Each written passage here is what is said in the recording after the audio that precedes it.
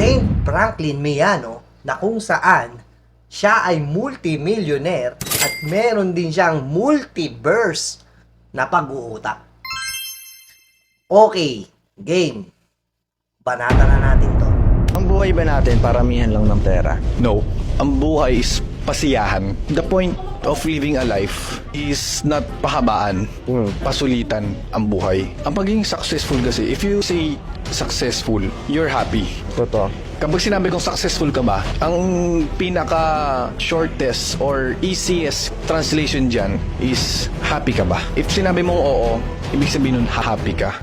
Ay, putang inan yan. Siyempre, malamang, happy ka. Oo nga eh, sagot eh. Oo, happy. E di oo, sagot. Pucha naman to. Parang, yung utak talaga na itong ni Franklin Mayano, putang na may ubo eh. Anong ka kung happy ka? Tapos, sumagot, oo. Tapos sabihin mo, happy. Utang ina malamang. Siyempre, happy nga eh. Oo nga eh, sumagot. Alam nga naman sabihin niya, hindi. Tapos sasabihin mo, happy. Tanginan to. Ayusin mo. Happy ka ba? If sinabi mong oo, ibig sabihin nun happy ka. Kasi ako kung tatanungin mo kung happy ako, sa nakikita mo naman, tatanungin mo kung happy ako, tapos oo, isasagot ko sa'yo. Siyempre, alam mo na yun, na happy ako. Tangina, magulo ka eh. Pinapagulo mo. Tama rin naman, may happy na pag sinagot happy, pero deep inside, masakit, malungkot, diba? Eh, puking ina naman. Franklin Mayano. Kakapastok mo yan eh. Kakapastok mo yan. Kakapa-interview mo ng ganyan eh. Yung utak mo inubo na eh. May sipon na eh. Inuhog na eh. Pinapakinggan ko lahat ng mga sinasabi na ito, motivational thoughts na ito eh. Kasi gusto kong maging milyonaryo eh. Pero kung magiging milyonaryo ako, multimillionaire ako, bilyonaryo, tapos kagaya mo yung pag-uutak ko, eh di bali na lang. Di ba? Di bali na lang. Ganto na lang ako. Ha? Mas pipiliin kong ganito na lang eh, simple. Pero hindi ganyan yung pag-uutak mo. Tapos sasabihin mo, happy ka. Putang ina, happy ka ba? Oo, tapos putang ina, pistihawa. Bay, pag tinanong niya daw yung tao, tapos sumagot ng oo, eh happy daw yun. Sige nga, putang ina yan. Multimillionaire. Tapos CEO ng 10 business. Tapos meron pa siya yung MSB, may mga course material pa siyang pinapakawalan. Tangina, tapos itong mapapanood natin, ganto, tingin mo ba, ha? Sa tingin mo ba, mapapapayag o mapapabili mo ko nung ino-offer mo na ganon? Ha? Pag tinanong kita, tapos, pag tinanong kita kung happy ka, tapos sinagot mo yes, it means, happy ka. Utang ina, di ba? Malamang, di ba? Happy ka eh. Yes nga eh. Parang ganito eh. Parang pag pinaamoy ba kita ng utot, tapos sinabi ko mabaho ba, sabihin mo, hindi. Tangina mo eh. Siyempre mabaho. Ganon yun eh. Kumbaga yung tinanong mo, sinagot ka niya, alam mo na kung anong ibig sabihin nun. Hindi sasabihin, ibibigyan mo pa ng it means yes. Wow! So sa tingin mo, paano ako maniniwala? Ha?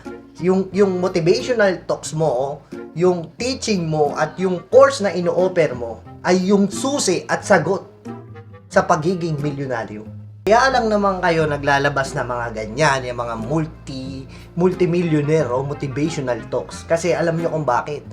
Ha? Kasi gusto nila kumita. May binibenta sila eh. May ino-offer na parang MSB na worth 5,000 pesos. Diba? Akalain mo yon? Yan daw yung susi, ha? Susi sa pagiging multimillionaire. Kasi sa ginagawa nilang ganon, gusto nilang makatulong sa mga kabataan. Hindi, ang nangyayari po, pabibilihin mo, tangina kina-cash out mo yung mga mga kapwa mo Pilipino, pre. Kina-cash out mo, ha?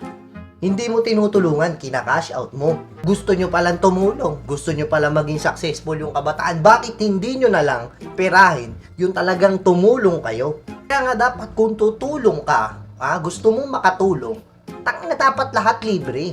Ibigay mo ng libre, ha? Hindi, may bayad eh. Kina-cash out mo. Ipin mo magkano yung ino-offer mong course material, ha? Binibenta mo ng worth 7K. Isipin mo yun ha, yung mauuto mo, ha? Ikaw yung tinutulungan pumera. Hindi ikaw yung tumutulong para pumera. Ikaw yung tinutulungan nilang pumera ha. Kina-cash out mo sila. Yun. Ginagawa nyo talaga. Binibrainwash, dinudoktrina at sinisingkin sa utak nila na kung paano itong course material na to magagamit mo kung paano yumaman. Ang inantong Franklin may ano na to eh. Ang daming alam, kinakashout lang yung Pilipino eh. Yung may hirap eh. Yung may mga gusto na nauuto eh, kinakashout mo. Parip kita, pahagahasang kita sa 7 ego eh. Walang masama sa ginagawa mo, nagbebenta ka. 'Di ba? Binibenta mo yung course material mo. Kasi may invest ka dun, may investment ka ron, ginastosan mo rin yun. Pero hindi yung mga ganito na magmo-motivational talks ka na walang ka, happy ka ba? Pag sinagot ka, it means yes, happy ka. Putang inan yan. At lalong wag na wag mong sasabihin na gusto mong tumulungan o gusto mong tumulong. Hindi tulong yon. Nagbebenta ka. Ha? May ino-offer ka. Ha? May kapalit eh. Pag binigyan ka ng course material, babayaran niya yun. Di ba? Hindi mo gustong tumulong. Kung gusto mong tumulong, libre dapat yun. Kasi ang style niyan, ano yan eh. Investment yan eh. Ha? Sila na yung nandun sa taas. Ha? Yan yung mga dating mga pakulo ng mga 2019 o 2020. Yan yung aayain kanyang mga yan magkape, mag-Starbucks. Open-minded ka ba sa business? Kaya huwag mo sabihing tutulungan. Ilagay mo sa tamang way na sabihin mo, bebentahan ko kayo. Di ba? Yun lang yun. Kasi nga, hindi ka tumutulong, ha? Nagbebenta ka, okay? Ganun lang.